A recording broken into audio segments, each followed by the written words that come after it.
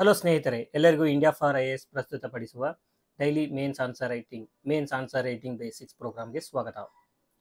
So in this video, that is day 25, we are going to discuss day 25 question and answer approach discussion. So day 25ರ question ಏನಿದೆ ಅಂತ ನಾವು ನೋಡೋದಾದ್ರೆ, analyse the processes and resulting land forms created by running water in shaping the earth surface, highlighting their significance in the geomorphological cycle. So ಈ question ಏನು ಕೇಳ್ತಾ ಇದೆ ಅಂತಂದರೆ, ರನ್ನಿಂಗ್ ವಾಟರಿಂದ ಯಾವ ರೀತಿ ಲ್ಯಾಂಡ್ ಫಾರ್ಮ್ಸ್ ಕ್ರಿಯೇಟ್ ಆಗುತ್ತೆ, be it erosional land form or depositional land form. So ಅದರ ಸಿಗ್ನಿಫಿಕೆನ್ಸ್ ಏನು ಜಿಯೋಮಾರ್ಫಿಕ್ ಸೈಕಲಲ್ಲಿ. So that is the demand of the question. ಈ ಕ್ವಶನ್ ಬಂದು 15 ಮಾರ್ಕ್ಸ್ ಇದೆ. ವರ್ಡ್ ಲಿಮಿಟ್ ಇಸ್ ಬಂದು 2 to 50 words. Coming to the answer approach discussion. So answer approach ಡಿಸ್ಕಷನ್ನಲ್ಲಿ ನಾವು first ಆನ್ಸರ್ನ ಇಂಟ್ರೊಡಕ್ಷನಿಂದ ಸ್ಟಾರ್ಟ್ ಮಾಡಬೇಕು. ಸೊ ಇಂಟ್ರೊಡಕ್ಷನ್ ಏನು ಬರಿಬೋದು? The question is asking about running water and its role in evolution of the landscape. So ಇವಾಗ ನಾವೇನು ಮಾಡಬೇಕು, ಇಂಟ್ರೊಡಕ್ಷನಲ್ಲಿ running water, how it is a significant geomorphic agent. So ಏನೆಲ್ಲ ಕೀವರ್ಡ್ಸ್ ಇನ್ಕ್ಲೂಡ್ ಆಗಿರಬೇಕು ಅಂದರೆ, it is a significant geomorphic agent, it shapes the earth's surface through erosion, transportation and deposition. So because of that, it creates various landforms and it plays a key role in landscape evolution. ಇಷ್ಟು ಬರೆಯೋದ್ರ ಮುಖಾಂತರ ನಾವು ನಮ್ಮ introduction start ಮಾಡಬೇಕು. Coming to the processes involved in land form creation. So ಈಗ running ವಾಟರಿಂದ land forms create ಆಗ್ತಾ ಇದೆ ಅಂತಂದರೆ ಏನೆಲ್ಲ ಪ್ರೊಸೆಸ್ ಇರುತ್ತೆ ಅಂತ ನಾವು ನೋಡ್ತಾ ಹೋದರೆ, ಫಸ್ಟ್ ಒನ್ ಇರೋಜನ್. ಇರೋಜನ್ ಯಾವ ರೀತಿ ಆಗುತ್ತೆ? ಹೈಡ್ರಾಲಿಕ್ ಆ್ಯಕ್ಷನಿಂದ ಆಗುತ್ತೆ, ಅಬ್ರೇಷನಿಂದ ಆಗುತ್ತೆ, ಸೊಲ್ಯೂಷನಿಂದ ಆಗುತ್ತೆ. ಸೊ ಈ ರೀತಿ ಪ್ರೊಸೆಸ್ಸಿಂದ ಇರೋಜನ್ ಆಗುತ್ತೆ. ಸೊ ಇರೋಜನ್ ಆದಮೇಲೆ ಅಲ್ಲಿರ್ತಕ್ಕಂಥ ಮಟೀರಿಯಲ್ ಏನಾಗುತ್ತೆ, ಟ್ರಾನ್ಸ್ಪೋರ್ಟ್ ಆಗುತ್ತೆ. ಯಾವ ರೀತಿ ಟ್ರಾನ್ಸ್ಪೋರ್ಟೇಷನ್ ಆಗುತ್ತೆ? ಟ್ರಾನ್ಸ್ಪೋರ್ಟೇಷನ್ ಆಗೋರು ಯಾವಾಗ ಏನೇನಾಗುತ್ತೆ ಅಂದರೆ, ಸಾಲ್ಟೇಷನ್ ಆಗುತ್ತೆ, ಸಸ್ಪೆನ್ಷನ್ ಮುಖಾಂತರ ವಾಟ್ರಲ್ಲಿ ಟ್ರಾನ್ಸ್ಪೋರ್ಟ್ ಆಗುತ್ತೆ, ಟ್ರ್ಯಾಕ್ಷನ್ ಮುಖಾಂತರ ಆ್ಯಂಡ್ ಸೊಲ್ಯೂಷನ್ ಮುಖಾಂತರ. These are the various ways in which the eroded material transported from one place to another. Then ಇದು ಟ್ರಾನ್ಸ್ಪೋರ್ಟ್ ಆಗಿ, ಇಲ್ಲಿ ಇರೋಜನ್ ಏನಾಗಿರುತ್ತೆ, ಇಲ್ಲಿ ಟ್ರಾನ್ಸ್ಪೋರ್ಟ್ ಆಗುತ್ತೆ. ಅದು ಟ್ರಾನ್ಸ್ಪೋರ್ಟ್ ಆಗಿ ಎಲ್ಲಿಯಾದರೂ ಒಂದು ಹತ್ರ ಡೆಪಾಸಿಟ್ ಆಗಬೇಕು ಅಲ್ವಾ? ಸೊ ಆ ಡೆಪಾಸಿಷನ್ ಆಗುತ್ತೆ. Deposition it mainly occurs when the velocity decreases. Slope ಯಾವಾಗ ಕಡಿಮೆ ಆಗುತ್ತೆ, ವೆಲಾಸಿಟಿ ಯಾವಾಗ ಕಡಿಮೆ ಆಗುತ್ತೆ, ಸೊ ಅವಾಗ ಏನಾಗುತ್ತೆ, ಟ್ರಾನ್ಸ್ಪೋರ್ಟೆಡ್ ಮಟೀರಿಯಲ್ ಡೆಪಾಸಿಟ್ ಆಗ್ತಾ ಹೋಗುತ್ತೆ. ಸೊ ಇದಕ್ಕೆ ಎಕ್ಸಾಂಪಲ್ ಹೇಳಬೇಕು ಅಂತಂದರೆ, ಹಿಮಾಲಯನ್ ಮೌಂಟೇನ್ ರೀಜನಲ್ಲಿ ಸಾಕಷ್ಟು ಇರೋಜನ್ ಆಗುತ್ತೆ. ಸೊ ಇಲ್ಲಿ ಇರೋಡ್ ಆದಂತಹ ಮಟೀರಿಯಲ್ಲು ಟ್ರಾನ್ಸ್ಪೋರ್ಟ್ ಆಗುತ್ತೆ ನದಿಗಳ ಜೊತೆ, ಗಂಗಾ, ಯಮುನಾ, ಈ ರಿವರ್ಸ್ ಏನಿದೆ, ಟ್ರಾನ್ಸ್ಪೋರ್ಟೇಷನ್ ಆಗಿ ಉತ್ತರ ಭಾರತದ ಇದೇನು ನಾವು ನಾರ್ತ್ ಇಂಡಿಯನ್ ಪ್ಲೇನ್ ಅಂತ ಕರಿತೀವಿ, ಅಲ್ಲಿ ಡೆಪಾಸಿಟ್ ಆಗುತ್ತೆ. ಸೊ ಅದಕ್ಕೆ ನಾವೇನಂತ ಕರಿತೀವಿ, ನಾರ್ತ್ ಇಂಡಿಯನ್ ಪ್ಲೇನ್ಸ್ ಅಂತ ಕರಿತೀವಿ. ಅಲ್ಲಿರ್ತಕ್ಕಂಥ ಸಾಯಿಲ್ನ ಅಲಿವಿಲ್ ಸಾಯಿಲ್ ಅಂತ ಕರಿತೀವಿ. So this way the erosion, transportation and deposition process occurs in rivers. Now we will look into the landforms created by running water. So ಈ ರನ್ನಿಂಗ್ ವಾಟರಿಂದ ಏನೆಲ್ಲ ಲ್ಯಾಂಡ್ ಫಾರ್ಮ್ಸ್ ಕ್ರಿಯೇಟ್ ಆಗುತ್ತೆ ಅಂತ ನೋಡೋಣ. ಸೊ ಫಸ್ಟ್ ಬಂದು youth stage. ರಿವರ್ದು youth ಸ್ಟೇಜಲ್ಲಿ ಯಾವ ರೀತಿ land forms create ಆಗುತ್ತೆ, ಯಾವ್ಯಾವುದಾಗುತ್ತೆ ಅಂತ ನೋಡೋದಾದರೆ, ವಿ ಶೇಪ್ಡ್ ವ್ಯಾಲಿ ಕ್ರಿಯೇಟ್ ಆಗುತ್ತೆ. ವಿ ಶೇಪ್ಡ್ ವ್ಯಾಲಿ ಯಾವ ರೀತಿ ಇರುತ್ತೆ, ಈ ರೀತಿ ಇರುತ್ತೆ. So this is the V shaped valley. So ಈ ಪ್ರತಿಯೊಂದಕ್ಕೂ ಒಂದು ರಫ್ ಡಯಾಗ್ರಾಮ್ನ ಇಲ್ಲೇ ಪಕ್ಕದಲ್ಲಿ ತೆಗಿಬೇಕಾಗುತ್ತೆ, small diagram. So gorges create ಆಗುತ್ತೆ. ಜಾರ್ಜಸ್ ಯಾವ ರೀತಿ ಇರುತ್ತೆ, ಈ ರೀತಿ ಇರುತ್ತೆ. Then we have waterfalls create ಆಗುತ್ತೆ. ದೆನ್ ರ್ಯಾಪಿಡ್ಸ್ ಕ್ರಿಯೇಟ್ ಆಗುತ್ತೆ.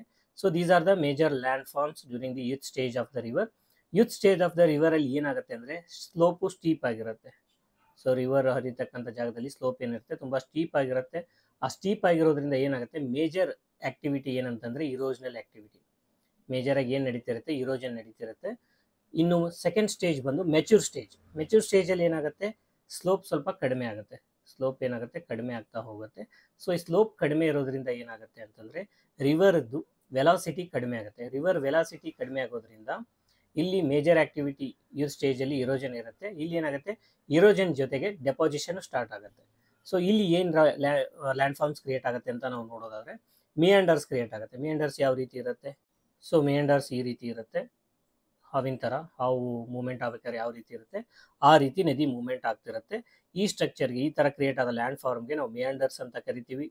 ಸೊ ಮೆಚೂರ್ ಸ್ಟೇಜಲ್ಲಿ ಫ್ಲಡ್ ಪ್ಲೇನ್ ಕ್ರಿಯೇಟ್ ಆಗುತ್ತೆ. ಅದರ ಜೊತೆಗೆ ಆಕ್ಸ್ಬೋ ಲೇಕ್ಸ್ ಕ್ರಿಯೇಟ್ ಆಗುತ್ತೆ. ಆಕ್ಸ್ಬೋ ಲೇಕ್ ಅಂತಂದರೆ ಇದೇನು ರಿವರ್ ಮಿಯಾಂಡರ್ ಆಗಿರುತ್ತಲ್ಲ, ಸೊ ಈ ಮಿಯಾಂಡರ್ ಆದಂಥ ರಿವರ್ದು ಒಂದು ಪಾರ್ಟು ಏನಾಗುತ್ತೆ, ಮೇನ್ ರಿವರಿಂದ ಡಿಟ್ಯಾಚ್ ಆಗುತ್ತೆ. ಸೊ ಇನಿಷಿಯಲಿ ಮಿಯಾಂಡರ್ ಆಗಬೇಕಾದ್ರೆ ರಿವರು ಈ ಥರ ಬಂದು ಇಲ್ಲಿಂದ ಹಿಂಗೆ ಬಂದು ಹೋಗ್ತಿರುತ್ತೆ. ಸೊ ಇದೇನು ಡಿಟ್ಯಾಚ್ ಆಗಿ ನದಿ ಏನಾಗುತ್ತೆ, ಈ ಕಡೆ ಶಿಫ್ಟ್ ಆದಮೇಲೆ, ಸೊ ಇಲ್ಲಿ ಡಿಟ್ಯಾಚ್ ಆದಂಥ ಈ ಲೇಕ್, ಈ ಕೆರೆಗೆ ನಾವು ಏನಂತ ಕರಿತೀವಿ, ಆಕ್ಸ್ಬೋ ಲೇಕ್ ಅಂತ ಕರಿತೀವಿ. ಸೊ ದೆನ್ ಓಲ್ಡ್ ಸ್ಟೇಜಲ್ಲಿ ಏನಾಗುತ್ತೆ, ಡೆಲ್ಟಾಸ್ ಫಾರ್ಮೇಷನ್ ಆಗುತ್ತೆ.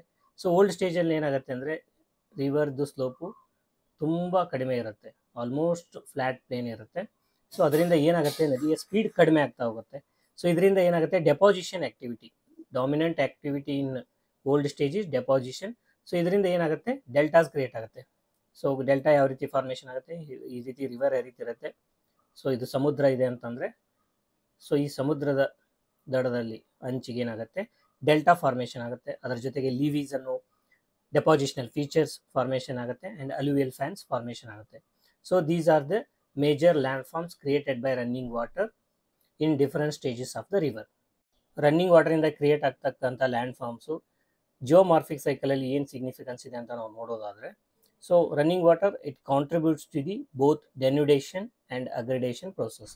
ಡೆನ್ಯುಡೇಷನ್ ಅಂದರೆ ಇರೋಷನ್, ಅಗ್ರಿಡೇಷನ್ ಅಂತಂದರೆ deposition process, and it helps in the landscape evolution. So it is one of the major contributor in landscape evolution, and thereby it recycles the earth's surface. Earth surface ಏನಾಗುತ್ತೆ, recycle ಆಗುತ್ತೆ material earth ಸರ್ಫೇಸಲ್ಲಿ ಇರ್ತಕ್ಕಂಥದ್ದು. So higher ಎಲಿವೇಷನಲ್ಲಿ ಇರ್ತಕ್ಕಂಥ material ಡೆನ್ಯೂಡ್ ಆಗಿ ಅಥವಾ ಇರೋಡ್ ಆಗಿ lower ಎಲಿವೇಷನಲ್ಲಿ ಇರ್ತಕ್ಕಂಥ ಜಾಗದಲ್ಲಿ deposit ಆಗುತ್ತೆ. thereby it plays a key role in both erosional and depositional landforms. So it influences the long term landscape stability.